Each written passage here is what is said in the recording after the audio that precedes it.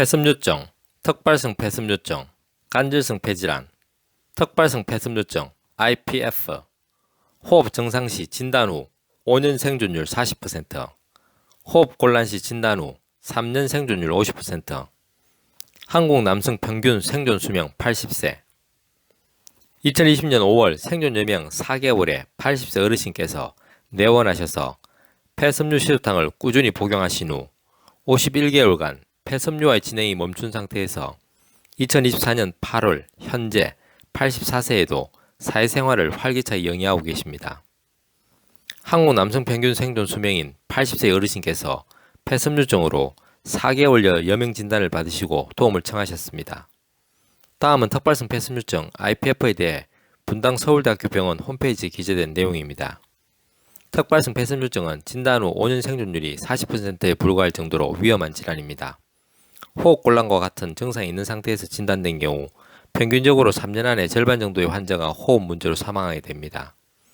병이 진행되면서 호흡곤란이 심해지고 폐에서 산소 교환이 되지 않아 사망에 이르게 되는 것입니다. 일부 환자는 폐암이 생기거나 폐렴 등 합병증으로 사망할 수도 있습니다. 안타깝게도 현재까지 턱발성 폐섬유증으로 굳어진 폐를 다시 회복시킬 수 있는 방법은 없습니다. 폐섬유증을 진단받는다고 해서 현재로서는 폐가 굳어지는 증상을 완전히 멈추거나 호전시킬 수 있는 치료제가 없는 상황입니다. 최근에는 섬유화 진행을 늦추는 항섬유화 제제를 사용해 폐 기능이 악화되는 속도를 늦추기도 합니다.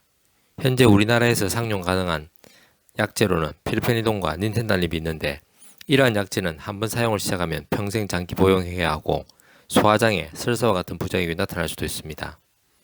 턱발성 폐섬유증은 호흡곤란이 없는 상태에서 진단된 경우에도 5년 생존율이 40% 이하에 불과하며 호흡곤란으로 진단된 경우에는 3년 생존율 50% 이하일 정도로 사망률이 높습니다.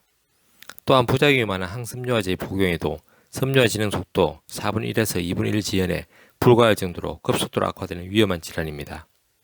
2020년 5월 이미 한국인 남성 평균 수명인 80세에 해당하시면서도 앞으로 4개월밖에 못 사신다라는 4개월 여명의 어르신께서 폐섬유 시소탕을 복용할 수 있도록 도와드렸습니다.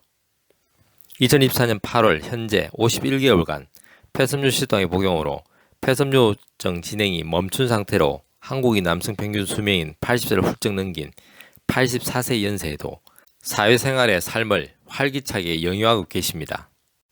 한의학은 과학입니다. 한의학은 철학입니다. 건강은 균형입니다. 동양 한의원은 균형입니다.